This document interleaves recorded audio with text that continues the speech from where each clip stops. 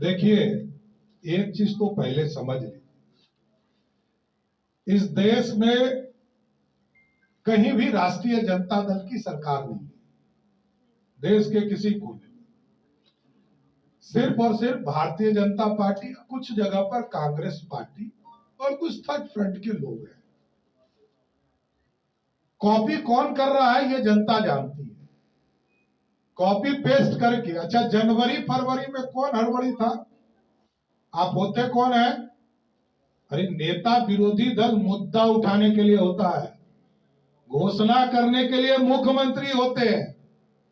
30 तारीख को, 30 सितंबर को के बाद किसी दिन भी, क्योंकि उस दिन वोटर लिस्ट प्रकाशित हो जाएगा, उसके बाद किसी भी दिन चुनाव की घोषणा हो सकती है।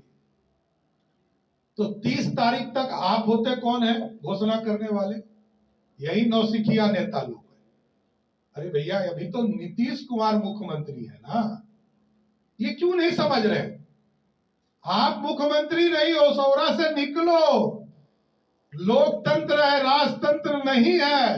मैं बार बार कहता हूं कि लालू जी का बेटा होना और राजीव गांधी का बेटा होना ही क्वालिटी नहीं है।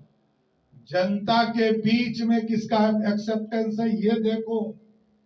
देखो, विज्ञापन छपा रहा है कांग्रेस पार्टी, पता नहीं वो हमसे लड़ रहा है कि राजद से लड़ रहा है।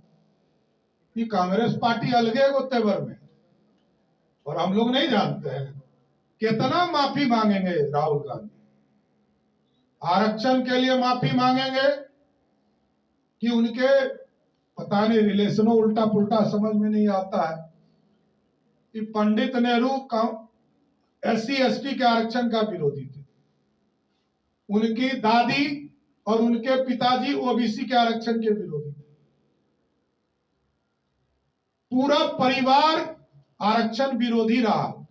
ये आजकल माफी मांग रहे हैं।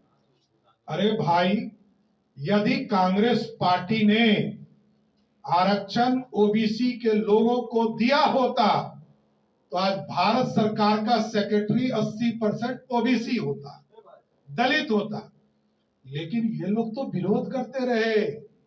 कांग्रेस पार्टी आरक्षण विरोधी, और मैं कहता हूं क्योंकि मंडल कमीशन भाजपा के समर्थन से पास हुआ, तो मंडलवादी भी हम हैं और कमंडलवादी भी हैं।